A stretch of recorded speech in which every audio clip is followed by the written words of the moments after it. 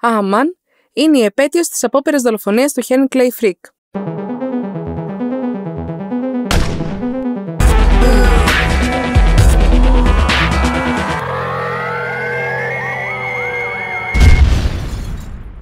Το καλοκαίρι του 1892, στο Homestead της Πενσιλβάνια, έγινε μια σκληρή απεργία.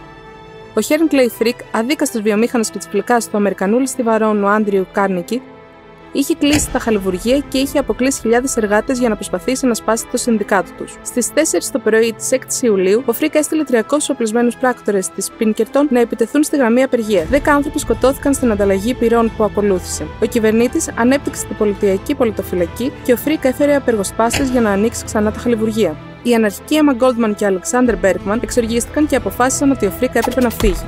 Ο Berkman ανέβηκε σε ένα τρένο για το Pittsburgh. Η Goldman του έστειλε $20 για να αγοράσει ένα καινούριο κουστούμι και ένα όπλο. Στις 23 Ιουλίου, ο Berkman εισέβαλε στο γραφείο του Frick και τον πυροβόλησε 2 φορές. Η πρώτη σφαίρα χτύπησε το λοβό του αυτιού του Frick και καρφώθηκε στη πλάτη του. Η δεύτερη τον χτύπησε στο λαιμό. Αλλά ο Frick ήταν σκληρό καρύδι και κατάφερε ακόμα να αντιμετωπίσει τον Berkman, ο οποίος στη συνέχεια τον μαχαίρισε 4 φορές προτού συλληφθεί. Όταν έφτασαν οι γιατροί, ο Frick αρνήθηκε την αναισθησία και στη συνέχεια υπέγραψε διάφορα έγγραφα πριν φύγει για να πάει σπίτι του. Επέστρεψε στη δουλειά του μέσα σε μια εβδομάδα.